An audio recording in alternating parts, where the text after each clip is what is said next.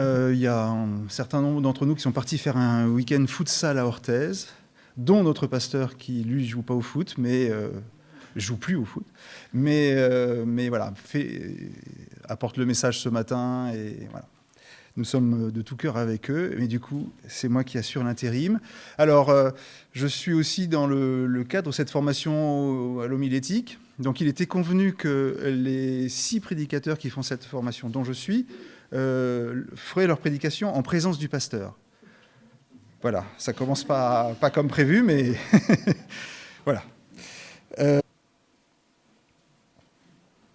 Alors, avant de commencer la lecture du texte... Avant de commencer la lecture du texte, on peut remettre l'image, s'il vous plaît. Je vous propose d'imaginer une scène.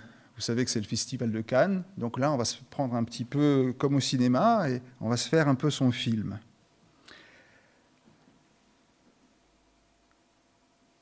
Sous un soleil de plomb, une femme marche seule. Sous un soleil de plomb, au plus chaud de la journée, elle est sortie de chez elle. Tous au village sont restés cachés. À l'ombre, ils la regardent peut-être, passer en plein soleil. C'est une folie, que fait-elle ? Sous un soleil de plomb, alors que le sol déjà sec se dessèche encore davantage, cette femme a décidé de sortir. À 7 heures, le soleil au zénith, aucune ombre n'est possible. Tout est écrasé par cette lumière verticale. Rien ne peut être caché pour qui sort. Elle doit aller au puits. C'est son urgence, son indispensable, son impérieuse nécessité. Pourquoi ne pas y aller tôt le matin, à la fraîche, avec les copines, et prendre des nouvelles, discuter de choses et d'autres ? Pourquoi cette femme fait-elle ce choix ? Qu'est-ce qui la contraint à ajouter à sa corvée d'eau la chaleur du plein midi ? C'est un choix étonnant. Mais l'on voit que ce choix la met aussi en lumière. Sa solitude, en pleine lumière, éclaire toute la scène de sa présence. Ce matin, je vous propose de prendre cette femme étonnante, secrète, qui ne fait pas comme tout le monde, de la prendre pour notre héroïne, et pendant quelques instants d'essayer de nous identifier un peu à elle. Et là, je vous propose la lecture du récit biblique qui raconte son histoire. Histoire bien connue. Là se trouvait le puits de Jacob. Jésus, fatigué du voyage, s'assit tout simplement au bord du puits. Il était environ midi. Une femme de la Samarie vint puiser de l'eau, et Jésus s'adressa à elle. « Donne-moi à boire. » Ses disciples étaient allés en ville acheter de quoi manger. La femme samaritaine dit à Jésus, « Mais tu es juif, comment oses-tu me demander à moi qui suis une Samaritaine ?» En effet, les Juifs n'ont pas de relation avec les Samaritains. Jésus continua, « Si tu connaissais le don de Dieu, et qui est celui qui te dit « Donne-moi à boire », c'est toi qui lui aurais demandé de l'eau, et il t'aurait donné de l'eau vive. » La femme répliqua, « Seigneur, tu n'as pas de seau, et le puits est profond. D'où aurais-tu donc cette eau vive ? Serais-tu plus grand que notre ancêtre Jacob, qui nous a donné ce puits, et qui a lui-même bu de son eau, ainsi que ses fils et ses troupeaux ?» Jésus lui répondit, « Toute personne qui boit de cette eau aura encore soif. Mais celui qui boira de l'eau que je lui donnerai n'aura plus jamais soif. L'eau que je lui donnerai deviendra en lui une source d'eau qui jaillira jusque dans la vie éternelle. » La femme lui dit, « Seigneur, donne-moi cette eau pour que je n'ai plus soif et que je n'ai plus besoin de venir puiser de l'eau ici. » Jésus lui dit, « Va, appelle ton mari et reviens ici. » La femme lui répondit, « Je n'ai pas de mari. » Et Jésus ajouta, « Tu as raison de dire que tu n'as pas de mari, car tu as eu 5 maris, et l'homme avec lequel tu vis maintenant n'est pas ton mari. Tu as donc dit vrai. » « Seigneur, lui dit la femme, je vois que tu es prophète, que tu es un prophète. Nos ancêtres samaritains ont adoré Dieu sur cette montagne, mais vous, les Juifs, vous dites que l'endroit où l'on doit adorer Dieu est à Jérusalem. Crois-moi, continua Jésus, l'heure vient où vous n'adorez le Père ni sur cette montagne, ni à Jérusalem. Vous adorez Dieu sans le connaître. Nous l'adorons et nous le connaissons, car le salut vient des Juifs. Mais l'heure vient, et elle est même déjà là, où les vrais adorateurs adoreront le Père par l'Esprit qui conduit à la vérité. Car ce sont de tels adorateurs que le Père cherche. Dieu est esprit, et il faut que ceux qui l'adorent le fassent par l'Esprit qui conduit à la vérité. La femme lui dit, « Je sais que le Messie, c'est-à-dire le Christ, va venir. Quand il viendra, il nous enseignera toutes choses. » Jésus lui répondit, « Je le suis, moi qui te parle. » À ce moment-là, les disciples de Jésus revinrent et ils s'étonnèrent de le voir parler avec une femme. Pourtant, aucun d'eux ne lui demanda « Que lui veux-tu » ou « Pourquoi parles-tu avec elle ?» Alors, la femme laissa sa jarre et retourna en ville, où elle dit aux gens « Venez voir un homme qui m'a dit tout ce que j'ai fait. Ne serait-il pas le Christ ?» Ils sortirent donc de la ville et vinrent à la rencontre de Jésus. Beaucoup de Samaritains de cette ville crurent en Jésus grâce à ce témoignage de la femme. « Il m'a dit tout ce que j'ai fait. » C'est pourquoi, quand les Samaritains arrivèrent auprès de lui, ils l'invitèrent à rester avec eux. Et il resta là 2 jours. Ils furent encore bien plus nombreux à croire grâce à ce que Jésus lui-même disait. Et ils dirent à la femme, « Maintenant, nous ne croyons plus seulement à cause de ce que tu as raconté, mais parce que nous l'avons entendu nous-mêmes, et nous savons qu'il est vraiment le Sauveur du monde. » Je vous invite à chanter « Parle-moi ».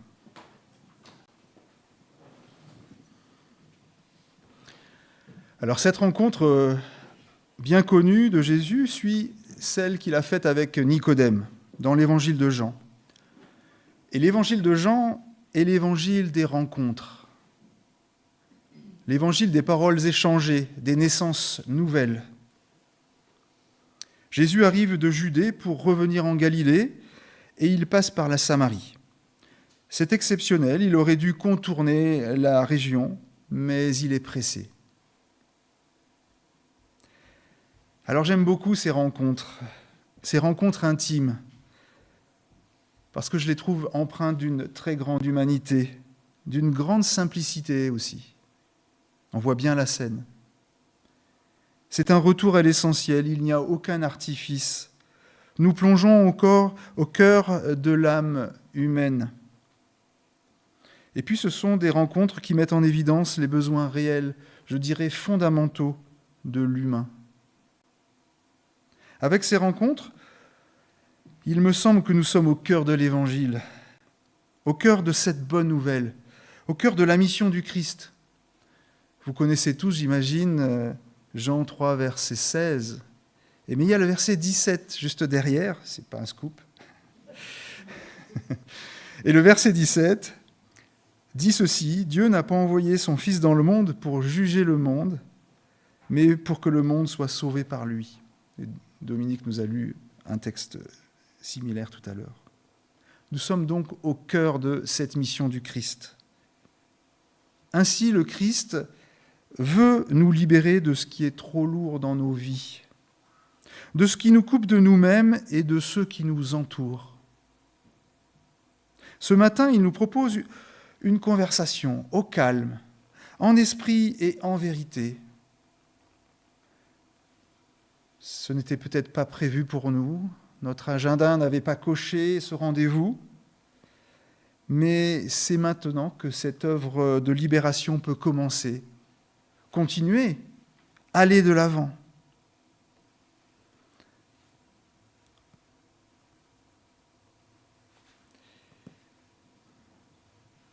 Je me bats avec ma tablette. Alors cette histoire, c'est l'histoire de quelqu'un qui part de loin. Quelqu'un qui, dans son jeu, n'a pas les bonnes cartes. Ce n'est pas un gagnant, ce n'est pas un victorieux, ce n'est pas quelqu'un qui a du pouvoir, c'est quelqu'un qui doit faire avec. C'est quelqu'un qui doit faire avec ce qu'on lui impose. Et pour commencer, et ce n'est pas la plus petite de ces mauvaises cartes, ce quelqu'un, ça ne vous a pas échappé, ce quelqu'un est une quelqu'une, c'est une femme. Alors si on regarde aujourd'hui la condition de la femme dans notre France du XXIe siècle, ce n'est déjà pas très brillant. Je vous donne juste quelques exemples. Les femmes dans le secteur privé sont moins payées que les hommes, environ 14%, soit à peu près 1 heure par jour. C'est une moyenne, il y a pire, il y a moins pire. Ce sont encore elles qui prennent la majeure partie des tâches du quotidien, de la vie familiale. On pourrait dire aussi que plus de 80% des familles monoparentales ont une femme à leur tête. On pourrait ajouter, et c'est grave, que ce sont aussi les principales victimes des violences intrafamiliales. En 2024, les services de sécurité intérieure ont enregistré 4 féminicides ou tentatives de féminicide par jour. Par leurs conjoints, leurs maris, leurs compagnons. Alors, ça vous a peut-être échappé, mais c'est une grande cause nationale depuis 2017. Il y aurait encore beaucoup de choses à dire sur le sujet. Alors si en Occident, la situation des femmes est encore très loin d'être ce qu'elle devrait être, c'était pire du temps de Jésus.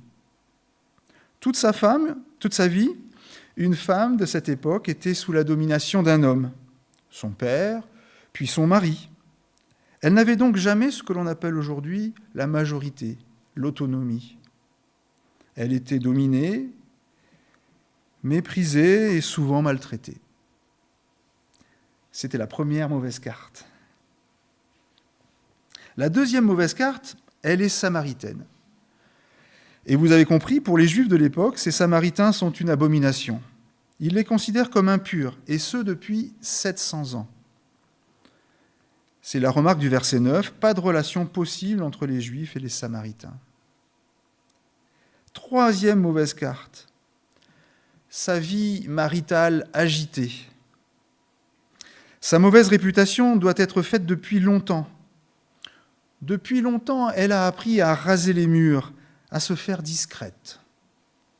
C'est certainement ce qui explique qu'elle vienne seule, en plein midi, à l'heure la plus chaude, à l'heure où la chaleur est insupportable, mais où elle est certaine de ne rencontrer personne. C'est donc une femme, une Samaritaine, une mauvaise Samaritaine. Elle vit donc avec au moins 3 couches de mépris. Elle part vraiment de loin. Quant à Jésus, il n'aurait pas dû passer par là. En effet, pour les raisons que j'ai données plus haut, les Juifs essayaient autant que possible de contourner la Samarie. Mais là, ça ne s'est pas très bien passé en Judée et il la fuit et il rentre en Galilée et il est pressé, il prend donc le chemin le plus court, tout droit. Il est fatigué, peut-être que lui aussi souhaite rester seul. Le puits est profond, il n'a pas les moyens d'y puiser de l'eau, et lorsque la femme arrive, sa première demande est qu'elle puise de l'eau pour lui, pour étancher sa soif. Sa question est toute simple, et je n'y vois aucun calcul, pas une approche pédagogique, quelconque. Non, pour moi, il veut boire, et il demande à boire. Et plus largement, je pense que les rencontres de Jésus avec ses contemporains sont authentiques. Elles sont simples, elles sont sans préméditation. Je pense que c'est un esprit de vérité qui préside ces échanges et pas une règle à calculer. Jésus a soif, il demande à boire.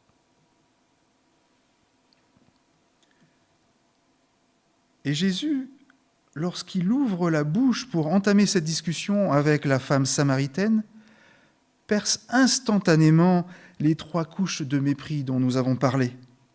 Non seulement il les perce, mais il les pulvérise, il les explose, il les fait disparaître. En quelques secondes, il rend l'impossible réalisable. Un homme, une femme, un juif, une samaritaine, un rabbi, une femme à la mauvaise réputation, tout ça n'a aucune importance. Vous remarquez d'ailleurs les disciples, quand ils reviennent, ce qui les choque le plus, c'est qu'ils parlent avec une femme. Bon, ils disent rien, mais ça les choque. Je crois que c'est important de bien l'entendre, car c'est cette bonne nouvelle que le Christ est venu nous apporter. Et elle est toujours d'actualité. Jésus nous rencontre sans condition. Nous n'avons pas à mériter quoi que ce soit. Je sais que ça, vous l'avez entendu plein de fois, mais je le répète, c'est important parce que c'est difficile à intégrer. Nous n'avons pas à chercher par nos efforts à en être dignes. Nous n'avons pas à atteindre un certain niveau de connaissance ou de sainteté, ou que sais-je. Nous n'avons qu'à nous laisser faire et à accepter cet échange avec le Christ en esprit et en vérité. Alors vous voyez que la discussion débute. Cette discussion commence et Jésus en oublie de boire. Et il faut bien dire que ça commence mal. Je veux bien que vous laissiez simplement l'image, s'il vous plaît.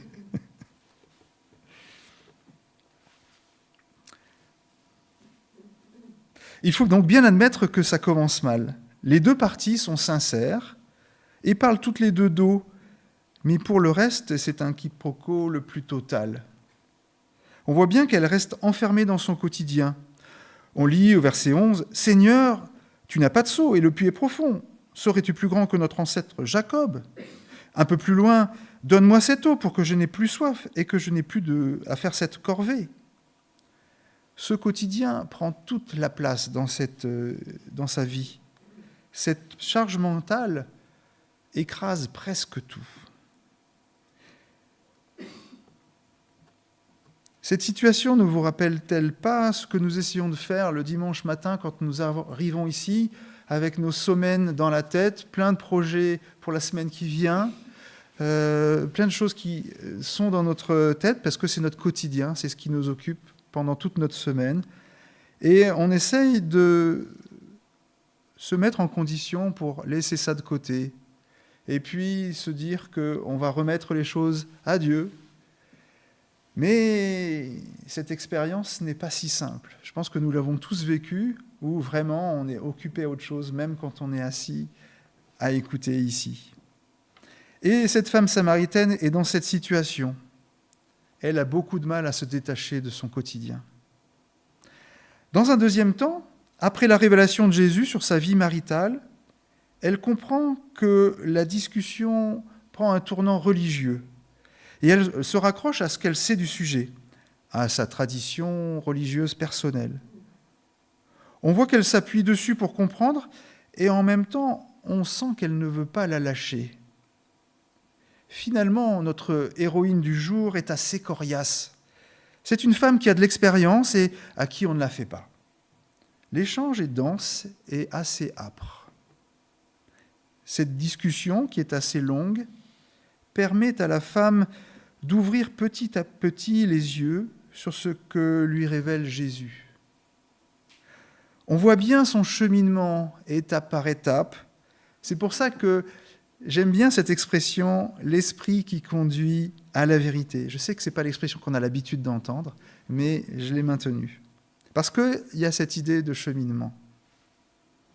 Et on voit que ces enfermements sautent les uns après les autres, et finalement, elle commence à comprendre ce que dit Jésus, à en percevoir le sens profond.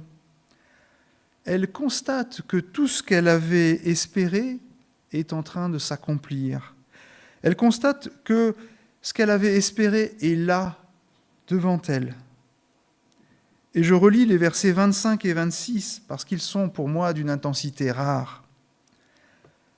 Je sais que le Messie, c'est-à-dire le Christ, va venir. Quand il viendra, il nous enseignera toutes choses. Et Jésus lui répond avec une simplicité désarmante, je trouve, « Je le suis, moi qui te parle. »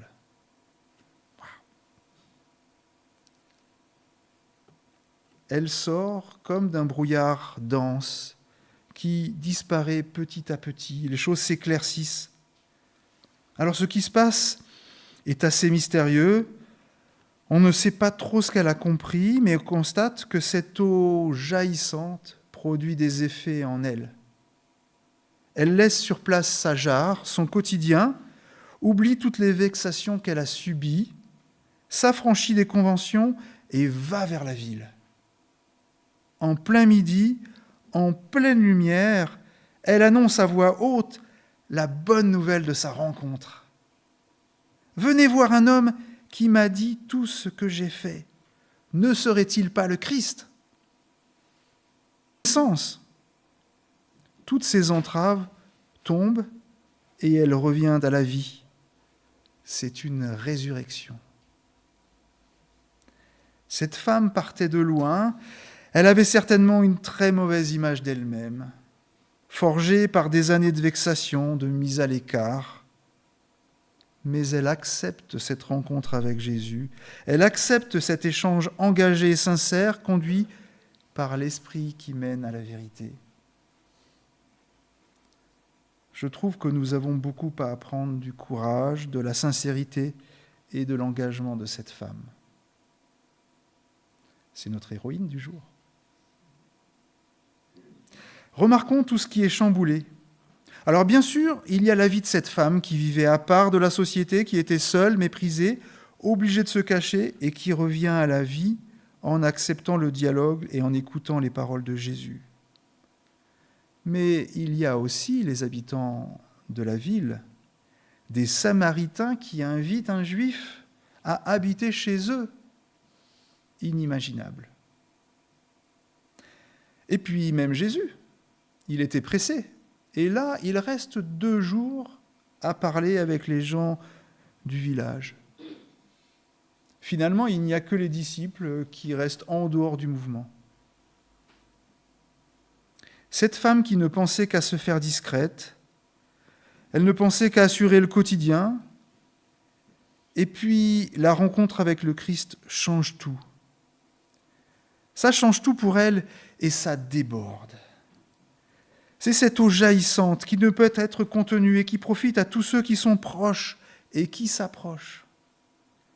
Celle qui était mise de côté devient celle par qui le salut arrive. Entendons l'appel du Christ ce matin, sa proposition de nous rencontrer seul à seul, en esprit et en vérité. Comme cette femme, ouvrons-nous à cet échange avec le Christ pour qu'il nous donne ou redonne la vie, une vie jaillissante. Et je finis par le texte d'Ésaïe 55. « Allons, vous tous qui avez soif, venez, même si vous n'avez pas d'argent, venez. Pourquoi dépenser votre argent pour ce qui ne nourrit pas ? Pourquoi vous donner du mal pour ce qui ne rassasie pas ? Écoutez-moi bien, et vous mangerez ce qui est bon. Vous vous régalerez de ce qu'il y a de meilleur. Accordez-moi votre attention et venez à moi. Écoutez-moi et vous vivrez. Amen.